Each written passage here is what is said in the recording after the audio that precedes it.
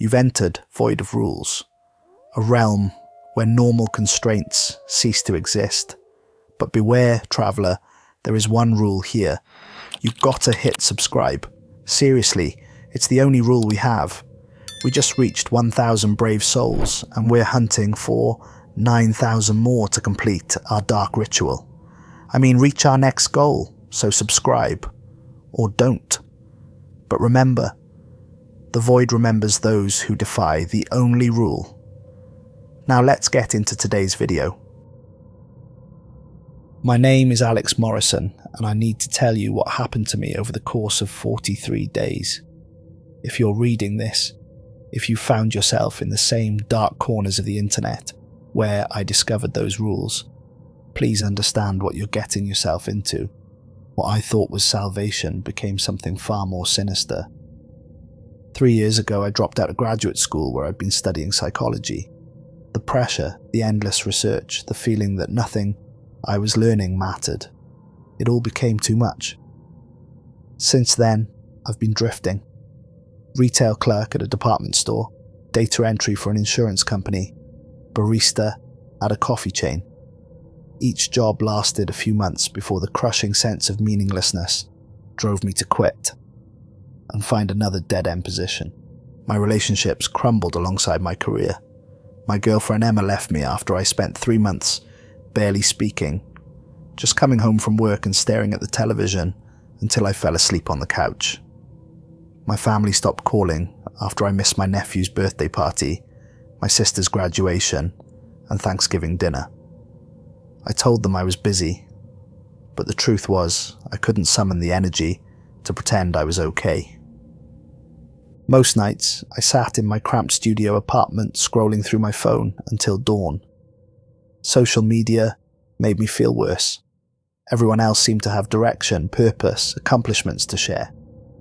I started avoiding those apps and diving deeper into obscure forums and message boards, places where other lost souls gathered to share their confusion and despair.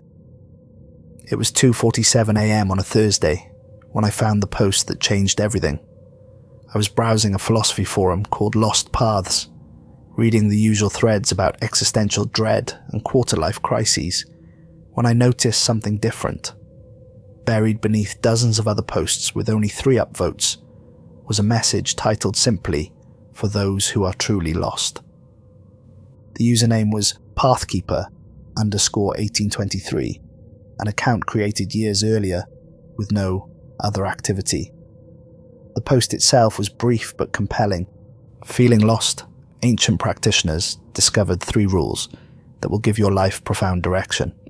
These must be followed exactly as written. No deviation, no exceptions. Then came the rules themselves. First, every morning at exactly 7:15 a.m, write down the first word that comes to mind on a piece of white paper using only black ink from a fountain pen. Second, at 3:33 p.m. each day, stand facing north for precisely 3 minutes without moving, speaking, or closing your eyes. Third, before sleeping each night, burn the morning's paper in a metal container while saying, "I accept what comes" 3 times. Then, scatter the ashes outside. Below the rules was a warning in smaller text.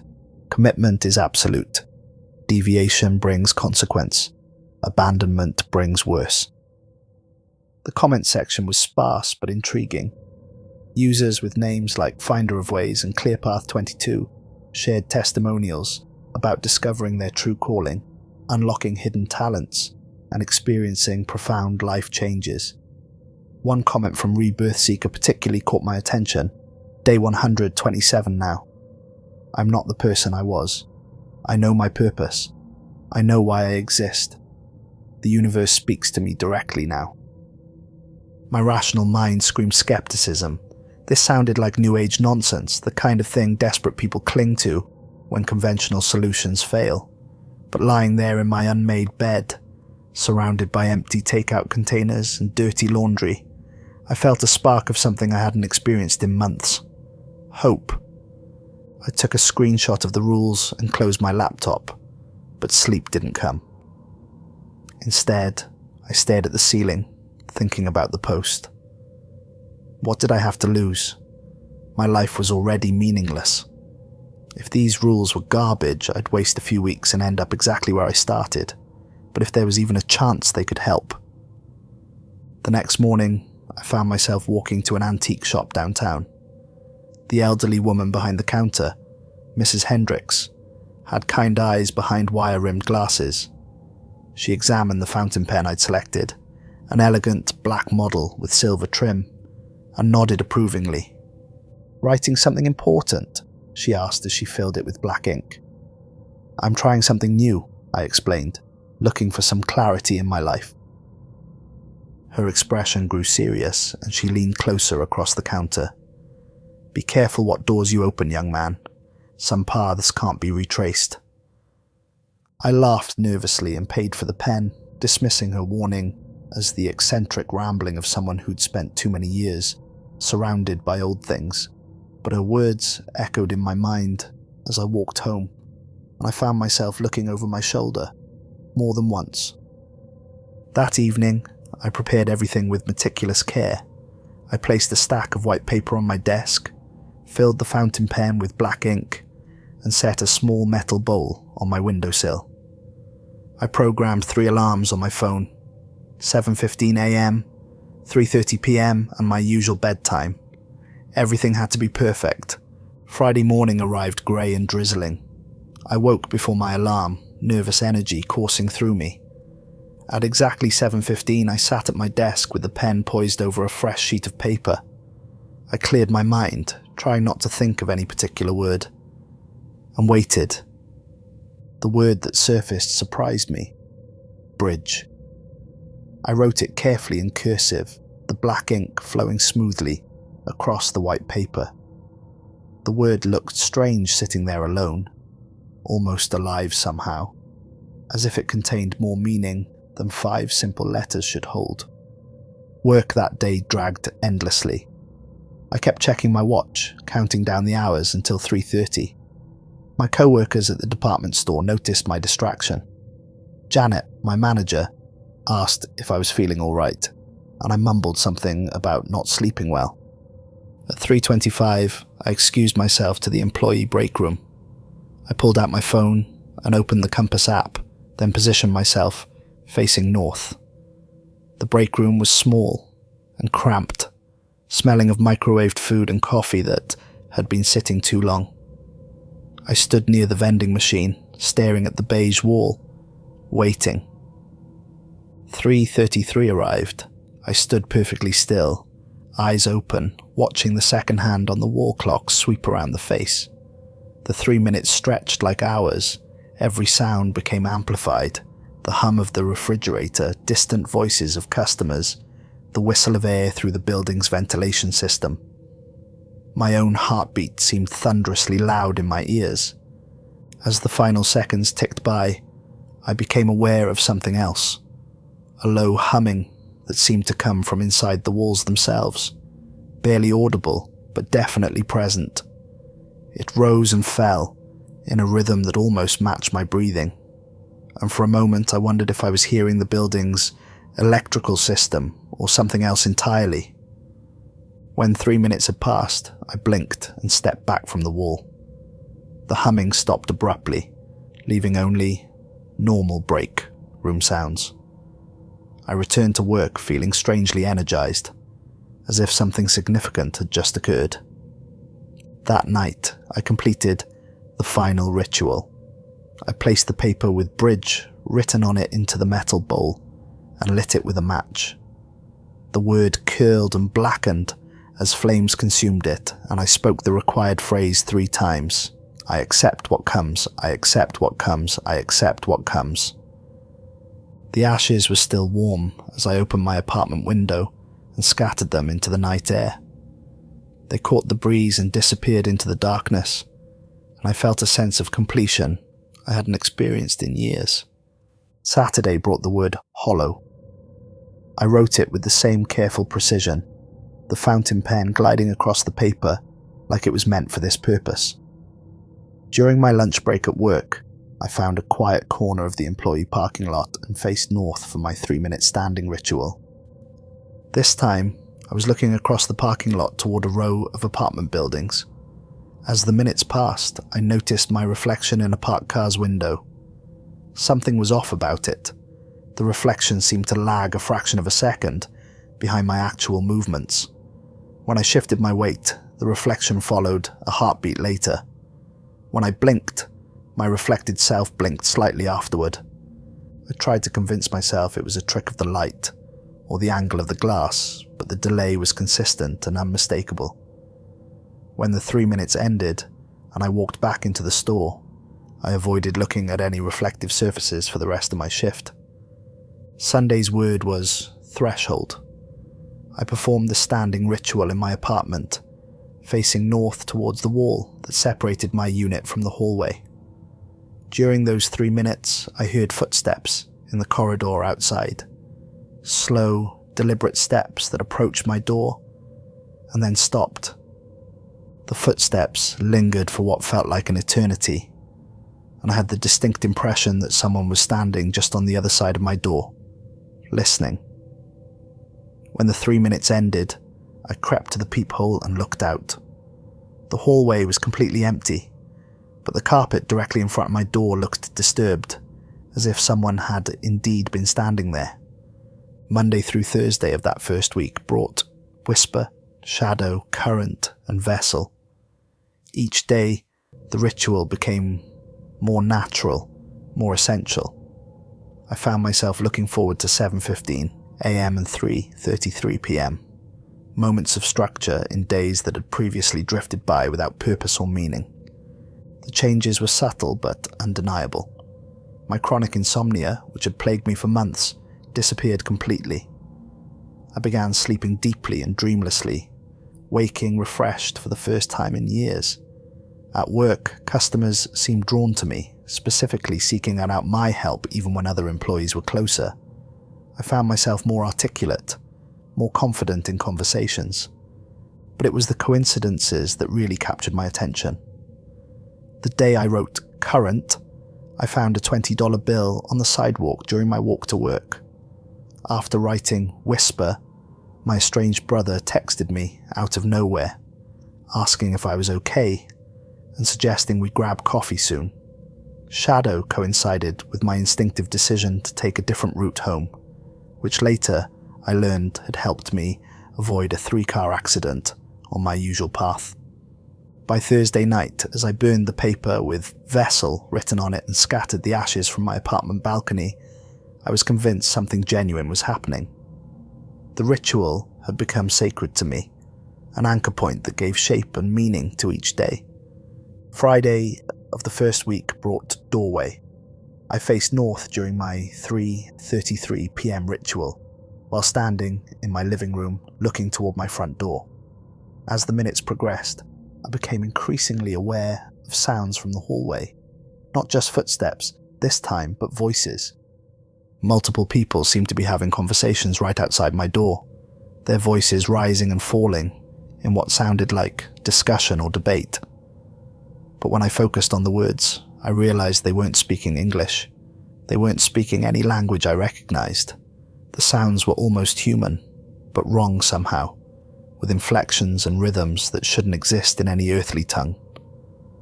The voices grew more animated as the 3 minutes continued, as if the speakers were becoming excited or agitated about something.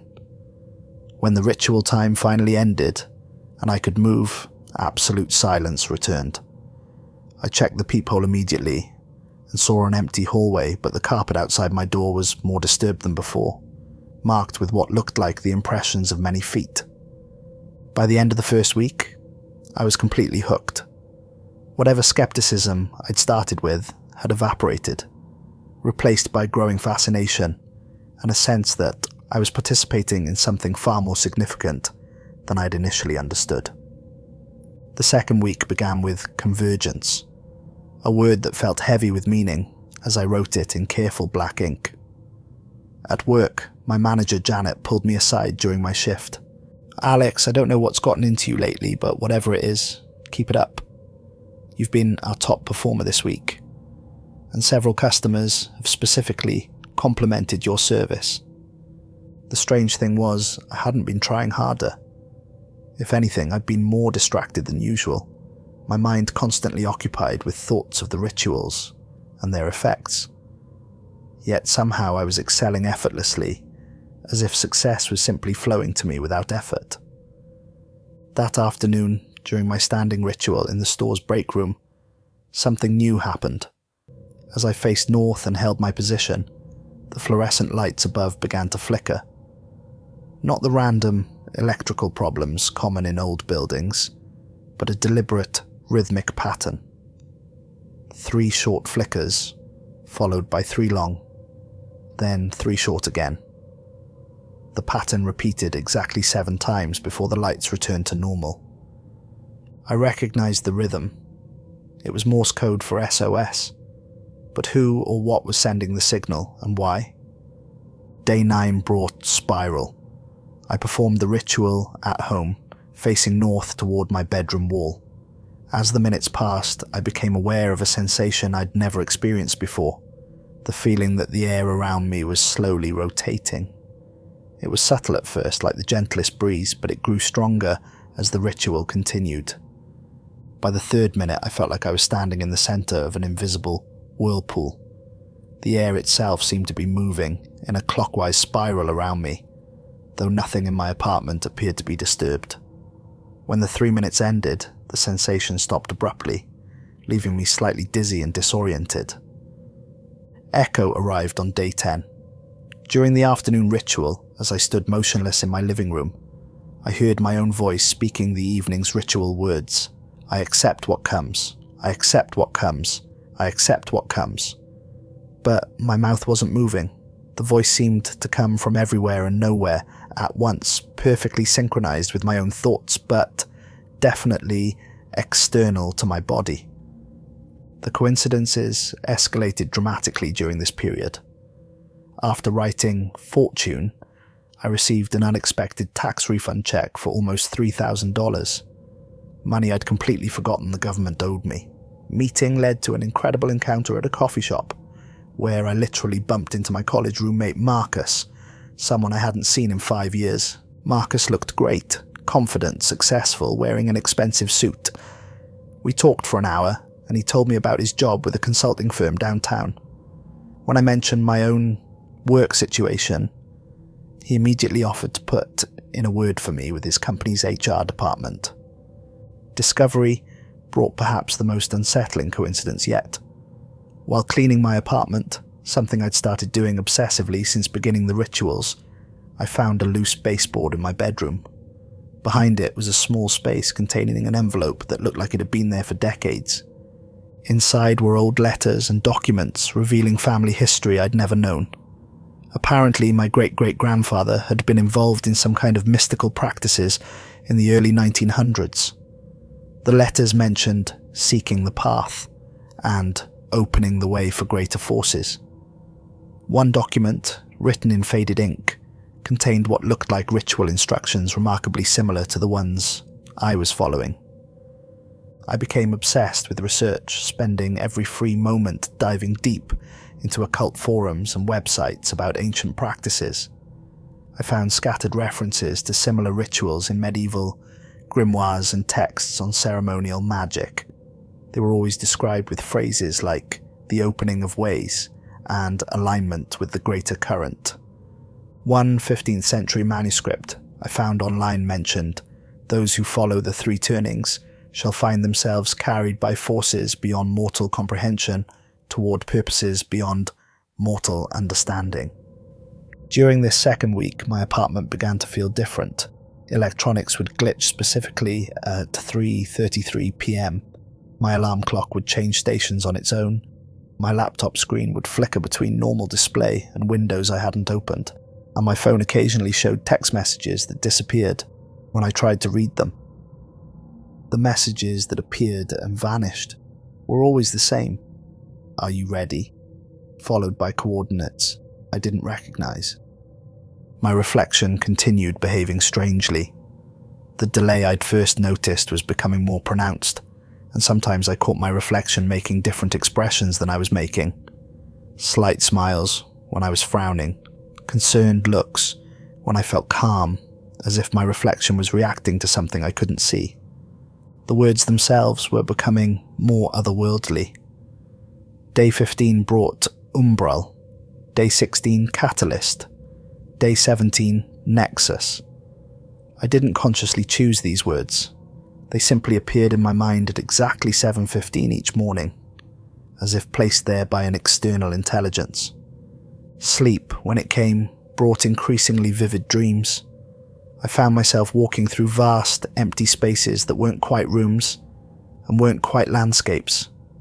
These places followed impossible geometry, corridors that led to rooms larger than the buildings containing them, staircases that went down but somehow ended up higher than where they started, doorways that opened onto rooms I'd already left.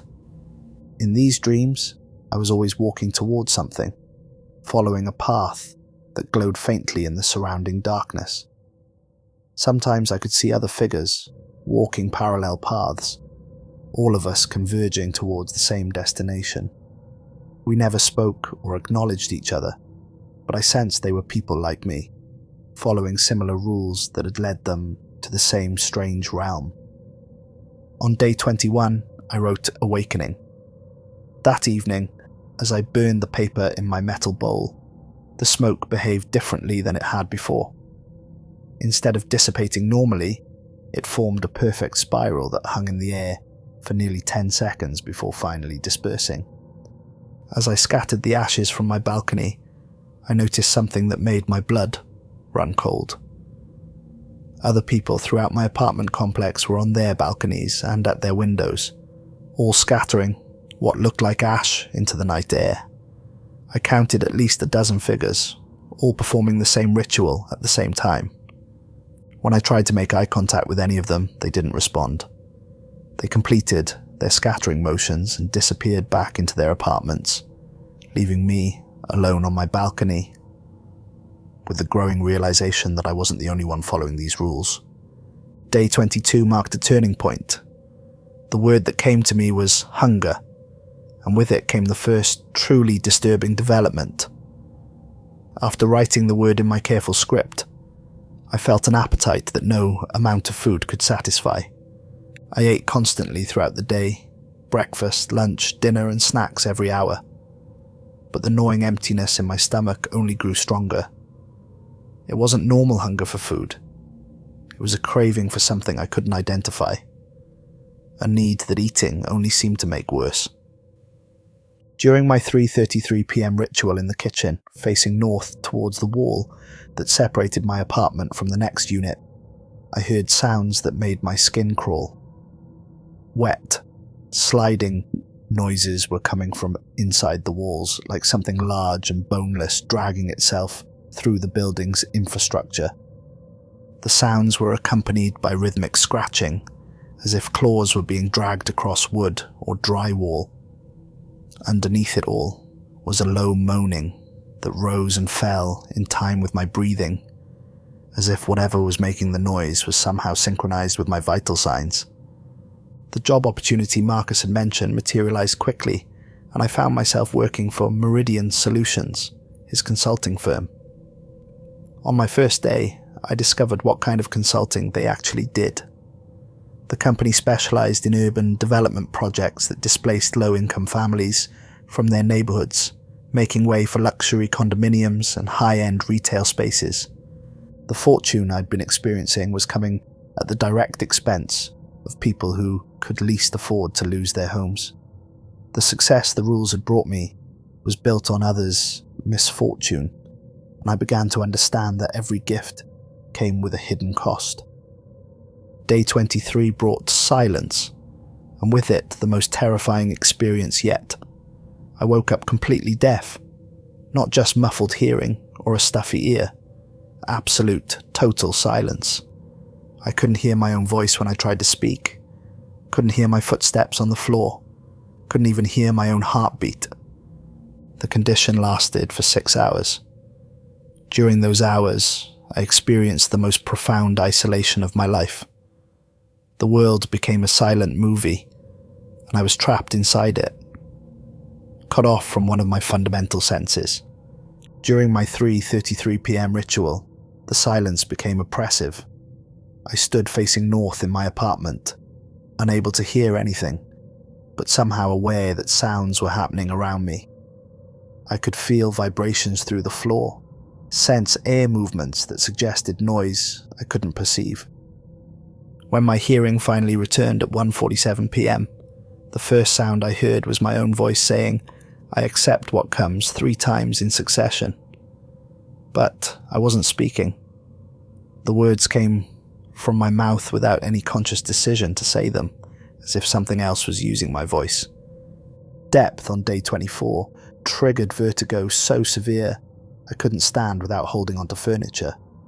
The world tilted and spun around me constantly, and I had the persistent sensation of falling through space even when I was sitting or lying down. During the standing ritual, the vertigo intensified to an almost unbearable degree. I felt like I was balanced on the edge of an infinite chasm, the floor beneath my feet somehow both solid and completely absent.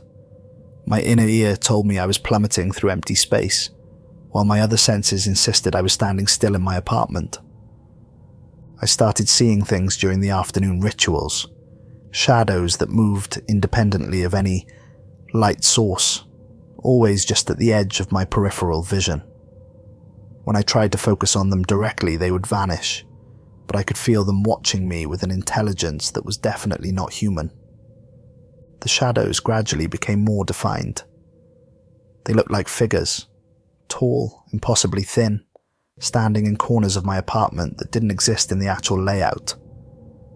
Sometimes I could see dozens of them crowding around me during the 3-minute rituals, observing my compliance with the rules. Day 26 brought vessel, and I began to understand what was happening to me. The word felt less like something I was writing, and more like something being written through me. My handwriting was changing, becoming more elaborate and archaic. The letters flowed together in ways that suggested meanings beyond the simple English words. The family documents I'd discovered revealed an increasingly disturbing pattern. Going back 5 generations, every member of my bloodline had died at exactly age 31 under mysterious circumstances. The causes varied: accidents, sudden illnesses, disappearances, but the age was always the same. I was 28. Research became so increasingly difficult as information seemed to actively avoid me. Websites I'd bookmarked about the rituals would disappear or show completely different content when I tried to access them again. Books I'd found at the library would be mysteriously missing or checked out indefinitely when I returned to look for them. It was as if knowledge about what I was doing was being systematically hidden from me, preventing me from understanding the full scope of what I'd gotten myself into. Day 28 brought threshold. During the afternoon ritual, something unprecedented happened. My apartment door opened by itself. Not just unlocked, it swung wide open, revealing the hallway beyond. But it wasn't the hallway from my building. It was a corridor I'd never seen before, with walls made of dark stone and lit by torches that cast flickering light but somehow produced no shadows. The passage stretched far beyond what the building's architecture should have allowed, disappearing into darkness that seemed to swallow the torchlight. Every instinct screamed at me to step through that doorway, to explore the impossible corridor beyond. The urge was almost overwhelming, like a physical compulsion pulling me forward, but the rules demanded I remain motionless during the 3-minute period, and I forced myself to stay in position. When the ritual time finally ended, and I could move, my door was closed and locked as always, but the handle was warm to the touch, as if it had recently been held by something with a much higher body temperature than any human. The burning ritual began producing smoke that formed increasingly disturbing patterns before dispersing. I saw faces twisted in agony, reaching hands with too many fingers, open mouths that seemed to be screaming silently. The images were fleeting but unmistakable, and they grew more detailed and more terrifying each night. The ashes felt warm against my skin when I scattered them, retaining heat long after the paper had finished burning. Sometimes they would blow back toward me instead of away, regardless of wind direction, as if they were magnetically attracted to my body. Day 30 brought convergence again, the same word from day 8, but this time it felt completely different, more urgent, more final. When I wrote it, the ink seemed to move on its own, adding small flourishes and symbols that I didn't remember making. That night, I discovered I wasn't alone in this experience. Search engines began showing me forums I'd never seen before, hidden communities of people following similar rules. Their posts were written in code and cryptic language, but the meaning was clear. We were all being prepared for something, transformed into something. One post that particularly chilled me read, "Day 127 now. I am not the person I was. I know my purpose. I know why I exist. The universe speaks to me directly now. Soon, I will speak back and reality will listen." Day 32 brought conduit. During the standing ritual, I felt electricity running through my body. Not painful, but unmistakably present, like I'd become a living wire connecting two distant points in space. The sensation grew stronger with each passing day, and I began to understand that I wasn't just following rules, I was being rewired at a fundamental level. Sleep became almost impossible. When exhaustion finally overtook me, the dreams intensified beyond anything I'd experienced before.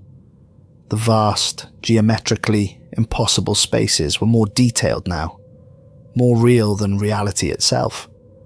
I could smell the air in those places, ozone and copper, and something organic that I couldn't identify. The other figures walking parallel paths were clearer now too.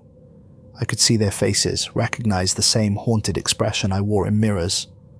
We were all being drawn to the same destination, all following different versions of rules that led to the same endpoint. By day 35, I was living in constant terror. The word was gateway, and as I wrote it, I understood that the preparation phase was almost complete. Whatever I was becoming, the transformation was nearly finished. The word itself seemed to writhe on the paper, the letters rearranging themselves when I wasn't looking directly at them. Sometimes when I glanced at the paper later in the day, it would show different words entirely. Words in languages that didn't exist. Symbols that hurt to look at directly. Fear finally overrode my obsession on day 36. Instead of writing the word that came to mind, ending, I made the conscious decision to break free from the rules.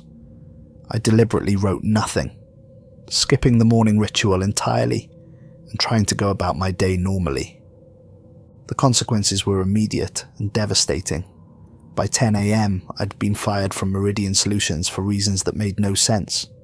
Janet, my manager, claimed I'd never shown up for work the previous day, though I had clear memories of being there and completing my tasks. My apartment's plumbing burst without warning, flooding everything I owned with brown, foul-smelling water. My phone stopped working entirely, not just no signal, but the device itself became unresponsive. When I checked my bank account, it showed a zero balance, and when I called to inquire, the representative claimed they had no record of me as a customer. Everyone I tried to contact acted like they didn't know who I was. My landlord didn't recognize my name when I called about the flooding. The grocery store clerk I'd spoken to every day for months looked at me with complete confusion when I tried to make conversation. By noon, I was running a fever that climbed steadily higher. 101 degrees, then 102, then 103. My vision blurred and walking became difficult. The fever dreams were worse than my regular nighttime dreams. I was trapped in endless corridors where the walls were closing in, where every door I opened led to a smaller room, where voices called my name from directions that shouldn't exist in normal space. By 3:33 p.m, I was delirious with fever, but I dragged myself to the center of my flooded apartment and stood facing north. As the 3 minutes passed, I felt the presence more strongly than ever before. Not just watching this time, but actively disappointed in me. The entity that had been guiding this process was angry with my rebellion, and I could feel its displeasure like ice water in my veins. The temperature around me dropped so rapidly that my fever-heated skin began to steam in the suddenly frigid air. When evening came, I was too sick to think clearly, but I forced myself to complete the ritual. I wrote punishment on water-damaged paper with hands that shook so violently I could barely hold the pen. The moment I finished writing the word, my fever broke completely. Day 37. I tried a more subtle approach. I followed the morning ritual exactly, but used blue ink instead of black, hoping the minor deviation might be overlooked. The moment the blue ink touched paper, every electronic device in my apartment building failed simultaneously. Car alarms began screaming in the parking lot, streetlights flickered and died, and my neighbours' apartments went dark. The power outage lasted for 3 hours, affecting a 6-block radius around my building. During the afternoon ritual, the presence was so overwhelming, I could barely breathe. It felt like something massive was pressed against my back, breathing down my neck with breath that smelled like ozone and heated copper. I could hear its breathing, slow, deliberate, inhalations and exhalations that seemed to shake the building's foundation. Day 38. I attempted to modify the timing, performing the morning ritual at 7:14 a.m. instead of 7:15. Reality itself seemed to glitch in response.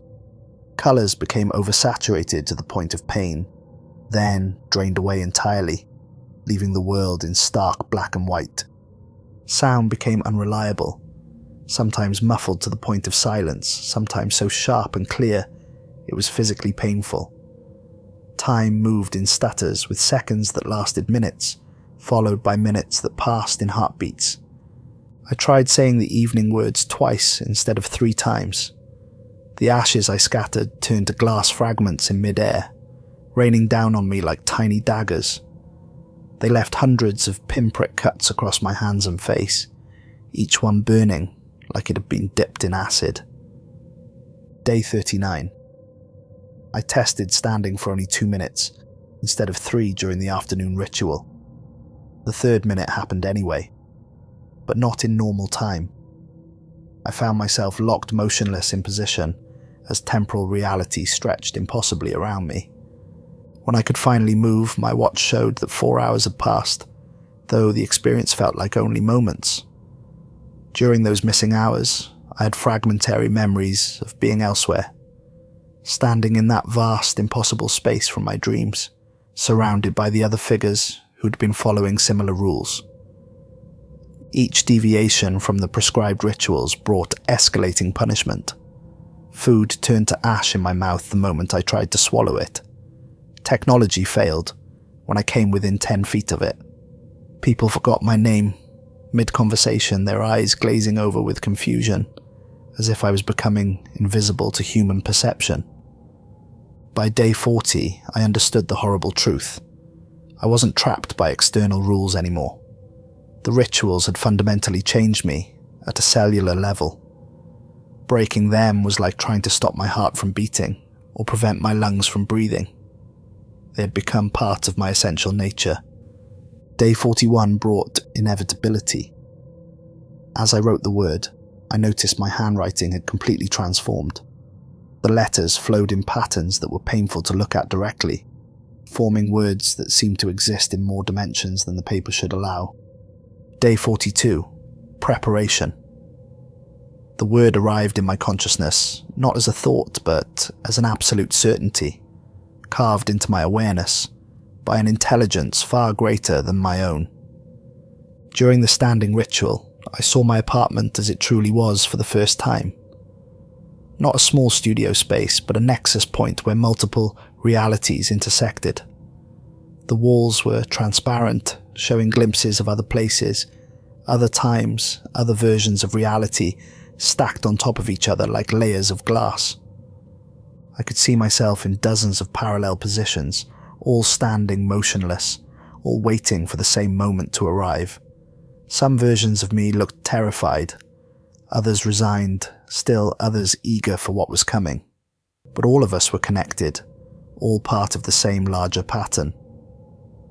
That night, as I burned preparation, the smoke didn't form pictures, it formed doorways. Tiny portals hung in the air above the bowl, showing glimpses of the place I'd been walking toward in my dreams. It was real, and it was waiting for me. I woke up at 7:23 a.m. on day 43, 8 minutes late. Panic flooded through me as I realized I'd overslept for the first time since beginning the rituals. In my desperate rush to complete the morning ritual before too much time passed, I grabbed the first pen I could find. The word that came to mind was ending, and I wrote it as quickly as possible, my hands shaking with urgency and fear. Only after I'd finished did I notice the ink was blue, not black. I stared at the word ending written in blue ink on white paper, and I felt something fundamental break inside the fabric of reality itself. The temperature in my apartment plummeted 20 degrees in seconds. My breath misted in the suddenly frigid air, and frost began forming on the windows despite the warm spring weather outside. The walls started to creak and groan as if the building was settling, but the sounds were too rhythmic, too much like the breathing of some vast, sleeping creature that was beginning to wake up. I spent the day in a state of mounting dread. Everything felt brittle and temporary, like the world was made of glass that was about to shatter into a million pieces. People avoided me without seeming to realize they were doing it. Conversations stopped when I approached. Even animals, dogs being walked, cats in windows, birds in trees, fled when they saw me coming. At 3:33 p.m, I stood facing north in my living room, dreading what was about to happen but powerless to avoid it. As the 3 minutes began, I felt something behind me. Not just present this time, but physically manifesting in my apartment. Footsteps that didn't make sound but somehow shook the floor beneath my feet. Breathing that disturbed the air without creating any noise I could hear. The presence grew closer with each second, and I could feel its attention focused on me with laser-like intensity. The entity was standing directly behind me now, so close that I should have felt body heat, but instead felt only a cold that went deeper than my bones, deeper than my soul. It was examining me, evaluating whether I was ready for whatever purpose I'd been prepared to serve. When the 3 minutes finally ended, I turned around slowly, knowing that everything was about to change forever. My apartment was no longer my apartment. The walls stretched upward into darkness far above where my ceiling should have been. The floor extended in all directions, disappearing into shadows that moved independently of any light source. I was standing in the vast, empty space from my dreams, the place I'd been walking toward for 43 days. In the distance, I could see the other figures I'd glimpsed in parallel visions. Dozens of people who had followed their own versions of the rules. All of us gathered in this place between places. All of us waiting for the same moment to arrive. That night, I performed the burning ritual for the last time. The blue-inked ending curled and blackened in the metal bowl, but the smoke that rose from it didn't dissipate.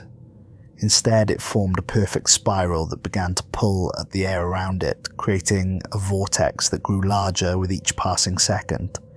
As I spoke the words, "I accept what comes for the final time," they emerged from my throat in a voice that wasn't mine. The voice was deeper, older, carrying the weight of centuries and the authority of something that had existed long before humanity crawled out of caves to stare at the stars. The spiral expanded, and I realized it wasn't just smoke anymore. It was an opening, a doorway between worlds, and something was coming through it. Something that had been waiting patiently for 43 days while I was transformed from a human being into a suitable vessel for its arrival. The entity that emerged was beautiful and terrible in ways that human language cannot adequately describe. It moved with fluid grace that defied physics. its form shifting between states of matter as if the very concept of a fixed physical shape was merely a suggestion it chose to ignore. I understood finally what the rules were truly for. Not to give direction to lost souls seeking purpose, but to prepare vessels for something that needed a way into our reality. The coincidences, the growing power, the sense of meaning and direction, all of it had been bait, honey to attract flies to the web. I had spent 43 days being systematically hollowed out and reshaped, my human consciousness carved away piece by piece until only a shell remained. The rules hadn't guided me toward my destiny. They had transformed me into a living doorway between dimensions, a conduit for forces that should never have found a way into our world. The entity flowed through the space where Alex Morrison used to exist, and as it settled into the reality it had worked so long to reach, I felt my individual identity dissolving like sugar in water. What remained was something else entirely, not human, not alien, but a fusion of both that served purposes beyond mortal comprehension. My last coherent thought as Alex Morrison was a realization that chilled what remained of my soul. Somewhere out there, on forums and in hidden corners of the internet, new posts were already appearing. New rules for new lost souls. New promises of direction and purpose for people who felt adrift in their meaningless lives. The cycle would continue because there were always more people desperate enough to try anything. Always more vessels needed for the things that waited in the spaces between worlds. The entity that had claimed me was just one of many, and there were always more doorways to be opened. I am no longer Alex Morrison. I am the path itself now, the opening through which the impossible becomes real. I am the bridge between what is and what should never be, and through me, reality itself begins to change. In the apartment building around me, other doors are opening. Other people who thought they were following harmless rules to find purpose are discovering the true cost of the direction they sought. The transformation spreads outward like ripples in a pond, each new convert becoming another doorway, another point of entry for forces that view our world as territory to be claimed. The lost souls who found those rules online thought they were taking control of their directionless lives. Instead, they had volunteered to become the instruments of their own reality's undoing. Every person who felt adrift and desperate enough to try those 3 simple rules had unknowingly enlisted in an invasion that began not with ships or armies, but with the promise of personal fulfillment. And in the digital shadows of the internet, more posts appear every day. Different usernames, different forums, but always the same message. Feeling lost? Ancient practitioners discovered rules that will give your life profound direction. The web is cast wide, and it never fails to catch new prey. Because in a world where millions of people feel purposeless and adrift, there will always be someone desperate enough to follow 3 simple rules, someone willing to trade their humanity for the illusion of meaning. The invasion is complete, not through conquest, but through invitation. We opened the doors ourselves, one desperate soul at a time, until there were enough openings for them to pour through and reshape everything we thought we knew about reality. Behind me, reality continues to change, and I am no longer capable of caring that it does. I have found my purpose at last, and it is not what any human would choose. But choice was an illusion. I surrendered the moment I wrote that first word in black ink on white paper. The rules worked exactly as promised. I'm no longer lost. I'm something far worse.